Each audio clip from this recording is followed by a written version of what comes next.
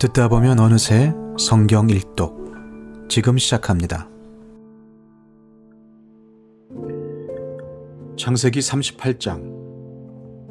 그 무렵에 유다는 형제들에게서 떨어져 나가 히라라고 하는 아둘람 사람이 사는 곳으로 가서 그와 함께 살았다. 유다는 거기에서 가나안 사람 수아라고 하는 사람의 딸을 만나서 결혼하고 아내와 동침하였다. 그가 임신하여 아들을 낳으니 유다가 그 아들 이름을 에르라고 하였다. 그가 또 임신하여 아들을 낳았다. 이번에는 아이의 어머니가 그 아들 이름을 오난이라고 하였다. 그가 또다시 아들을 낳고 이름을 셀라라고 하였다. 그가 셀라를 낳은 곳은 거십이다. 유다가 자기 맏아들 에르를 결혼시켰는데 그 아내의 이름은 다말이다. 유다의 맏아들 에르가 주님께서 보시기에 악함으로 주님께서 그를 죽게 하셨다. 유다가 오난에게 말하였다. 너는 형수와 결혼해서 시동생으로서의 책임을 다해라. 너는 네 형의 이름을 이을 아들을 낳아야 한다. 그러나 오난은 아들을 낳아도 그가 자기 아들이 안 되는 것을 알고 있었으므로 형수와 동침할 때마다 형의 이름을 이을 아들을 낳지 않으려고 정액을 땅바닥에 쏟아버리곤 하였다. 그가 이렇게 한 것이 주님께서 보시기에 악하였다. 그래서 주님께서는 오난도 죽게 하셨다. 유다는 자기의 며느리 다말에게 말하였다. 나의 아들 셀라가 다 클 때까지 너는 네 친정 아버지 집으로 돌아가서 과부로 살고 있거라. 유다는 셀라를 다말에게 주었다가는 셀라도 제 형들처럼 죽을지 모른다고 생각하였다. 그 뒤에 오랜 세월이 지나서 수아의 딸 유다의 아내가 죽었다. 곡을 하는 기간이 끝났을 때에 유다는 친구 아둘람 사람 히라와 함께 자기 양들의 털을 깎으러 딥나로 올라갔다. 다말은 너의 시아버지가 양털을 깎으러 딥나로 올라간다 하는 말을 전해 듣고서 과부의 옷을 벗고 너울을 써서 얼굴을 가리고 딥나로 가는 길에 있는 에나임 어귀 위에 앉았다. 그것은 막내 아들 셀라가 이미 다 컸는데도 유다가 자기와 셀라를 짝지어 주지 않았기 때문이다. 길을 가던 유다가 그를 보았지만 얼굴을 가리고 있었으므로 유다는 그가 창녀인 줄 알았다. 그래서 유다는 그가 자기 며느리인 줄도 모르고 길가에 서 있는 그에게로 가서 말하였다. 너에게 잠시 들렀다 가마. 자, 들어가자. 그때 그가 물었다. 저에게 들어오시는 값으로 저에게 무엇을 주시겠습니까? 유다가 말하였다. 나의 가축대에서 새끼 염소 한 마리를 보내마. 그가 물었다. 그것을 보내실 때까지 어떤 물건이든지 담보물을 주시겠습니까? 유다가 물었다. 내가 너에게 어떤 담보물을 주랴? 그가 대답하였다. 가지고 계신 도장과 허리끈과 가지고 다니시는 지팡이면 됩니다. 그래서 유다는 그것들을 그에게 맡기고서 그에게 들어갔는데 다말이 유다의 아이를 임신하게 되었다. 다말은 집으로 돌아와서 너울을 벗고 도로 과부의 옷을 입었다. 한편 유다는 자기 친구 아둘람 사람 편에 새끼 염소 한 마리를 보내고 그 여인에게서 담보물을 찾아오게 하였으나 그 친구가 그 여인을 찾지 못하였다. 그 친구는 거기에 사는 사람들에게 에나임으로 가는 길가에 서 있던 창녀가 어디에 있느냐고 물었다. 그러나 그들의 말이 거기에는 창녀는 없다고 하였다. 그는 유다에게 돌아가서 말하였다. 그 여인을 찾지 못하였네. 그보다도 거기에 사는 사람들이 그러는데 거기에는 창녀가 없다고 하네. 유다가 말하였다. 가질 테면 가지라지. 잘못하다가는 창피만 당하겠네. 어찌하였든지 나는 새끼 염소 한 마리를 보냈는데 다만 자네가 그 여인을 찾지 못한 것뿐일세. 석 달쯤 지난 다음에 유다는 자기의 며느리 다말이 창녀짓을 하여 임신까지 했다는 소문을 들었다. 유다가 명하였다. 그를 끌어내서 화형에 처하여라. 그는 끌려 나오면서 시아버지에게 전가를 보냈다. 저는 이 물건 임자의 아이를 배웠습니다 하고 말하였다. 다말은 또 말을 계속하였다. 잘 살펴보십시오. 이 도장과 이 허리끈과 이 지팡이가 누구의 것입니까? 유다는 그 물건들을 알아보았다. 그 아이가 나보다 옳다. 나의 아들 셀라를 그 아이와 결혼시켰어야 했는데 하고 말하였다. 유다는 그 뒤로 다시는 그를 가까이 하지 않았다.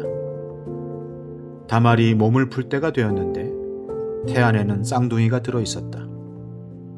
아기를 막 낳으려고 하는데 한 아기가 손을 내밀었다. 산파가 진홍색 실을 가져다가 그 아이의 손목에 감고서 말하였다. 이 아이가 먼저 나온 녀석이다. 그러나 그 아이는 손을 안으로 다시 끌어들였다. 그런 다음에 그의 아우가 먼저 나왔다. 산파가 어찌하여 네가 터뜨리고 나오느냐 하고 말하였다. 그래서 이 아이 이름을 베레스라고 하고 그의 형, 곧 진홍색 실로 손목이 묶인 아이가 뒤에 나오니 아이 이름을 세라라고 하였다. 창세기 39장. 요셉이 이집트로 끌려갔다. 요셉을 이집트로 끌고 내려간 이스마엘 사람들은 바로의 신하인 경호대장 이집트 사람 보디발에게 요셉을 팔았다. 주님께서 요셉과 함께 계셔서 앞길이 잘 열리도록 그를 돌보셨다. 요셉은 그 주인 이집트 사람의 집에서 살게 되었다. 그 주인은 주님께서 요셉과 함께 계시며 요셉이 하는 일마다 잘 되도록 주님께서 돌보신다는 것을 알았다.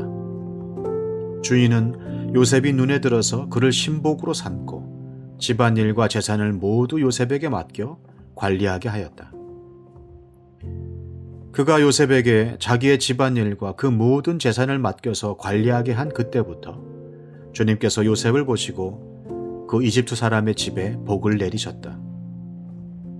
주님께서 내리시는 복이 주인의 집 안에 있는 것이든지 밭에 있는 것이든지 그 주인이 가진 모든 것에 미쳤다. 그래서 그 주인은 자기가 가진 모든 것을 요셉에게 맡겨서 관리하게 하고 자기의 먹거리를 빼고는 아무것도 간섭하지 않았다. 요셉은 용모가 준수하고 잘생긴 미남이었다.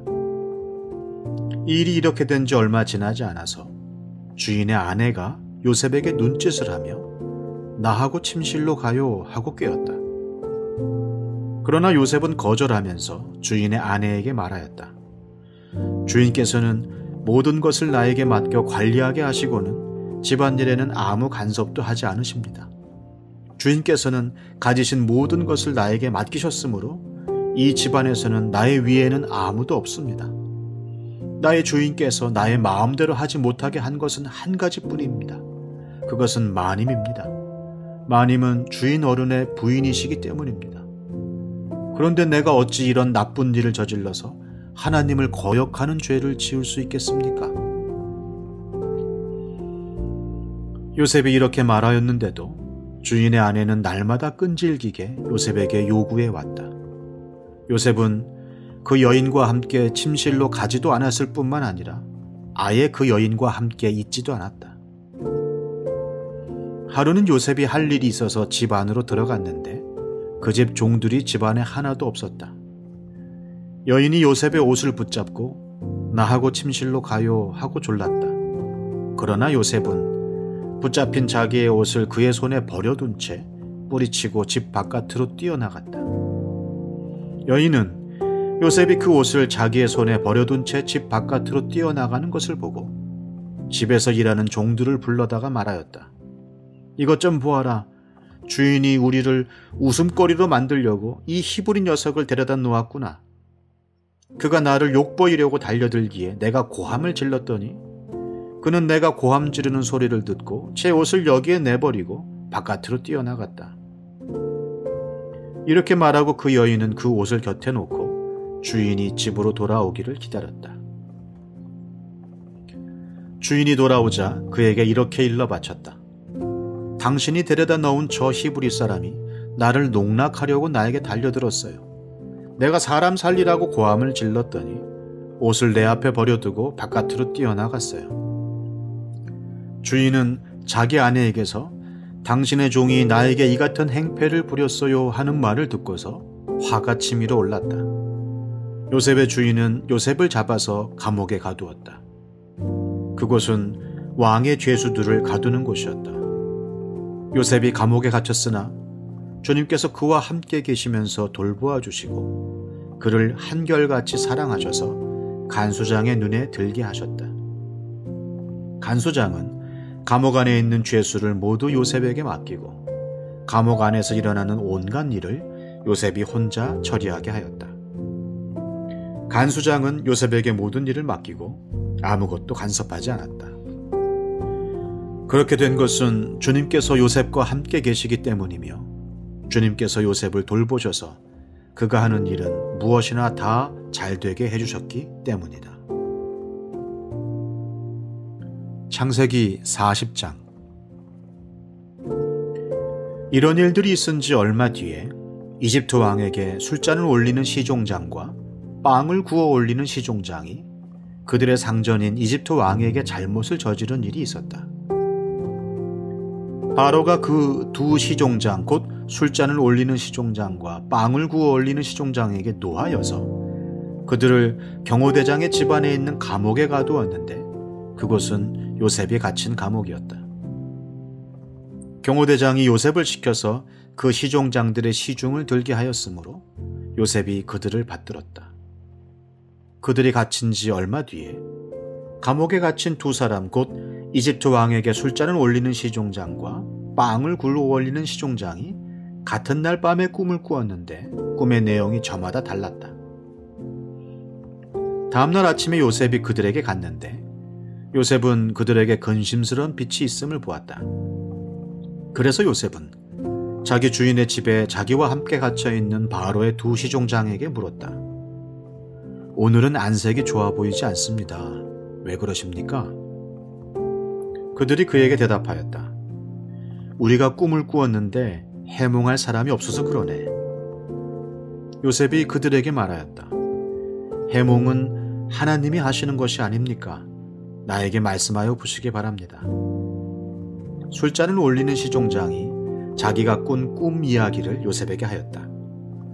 내가 꿈에 보니 나의 앞에 포도나무가 있고 그 나무에는 가지가 셋이 있는데 거기에서 싹이 나더니 곧 꽃이 피고 포도송이가 익었네. 바로의 잔이 나의 손에 들려 있기에 내가 포도를 따다가 바로의 잔에 그 즙을 짜서 그 잔을 바로의 손에 올렸지. 요셉이 그에게 말하였다. 해몽은 이러합니다.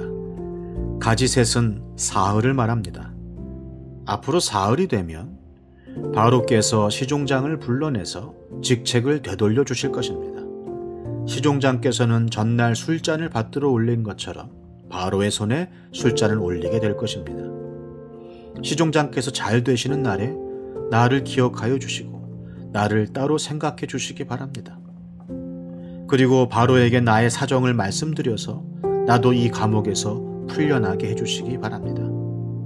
나는 히브리 사람이 사는 땅에서 강제로 끌려온 사람입니다. 그리고 여기에서도 내가 이런 구덩이 감옥에 들어올 만한 일은 하지 않았습니다. 빵을 구워 올리는 시종장도 그 해몽을 듣고 보니 좋아서 요셉에게 말하였다. 나도 한 꿈을 꾸었는데 나는 빵이 담긴 바구니 3개를 머리에 이고 있었네. 제일 위에 있는 바구니에는 바로에게 드릴 온갖 구운 빵이 있었는데 새들이 내가 이고 있는 바구니 안에서 그것들을 먹었네. 요셉이 말하였다. 해몽은 이러합니다. 바구니 셋은 사흘을 말합니다. 앞으로 사흘이 되면 바로께서 시종장을 불러내서 목을 베고 나무에 매다실 터인데 새들이 시종장의 주검을 쪼아 먹을 것입니다. 그러한 지 사흘째 되는 날, 그날은 바로의 생일인데 왕은 신하들을 다 불러 모으고 잔치를 베풀었다. 술잔을 올리는 시종장과 빵을 구워 올리는 시종장이 신하들이 모인 자리에 불려나갔다. 바로에게 술을 따라 올리는 시종장은 직책이 회복되어서 잔에 술을 따라서 바로의 손에 올리게 되고 빵을 구워 바치는 시종장은 매달려서 처형되니 요셉이 그들에게 해몽하여 준 대로 되었다. 그러나 술잔을 올리는 시종장은 요셉을 기억하지 못하였다. 그는 요셉을 잊고 있었다.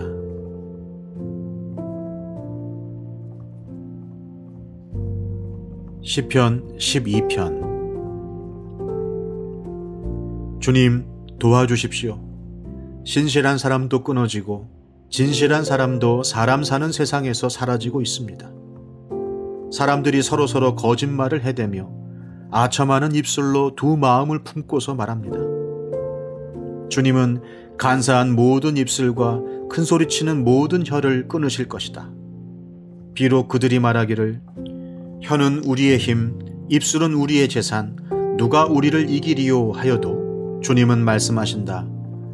가련한 사람이 질밥히고 가난한 사람이 부르짖으니 이제 내가 일어나서 그들이 갈망하는 구원을 베풀겠다.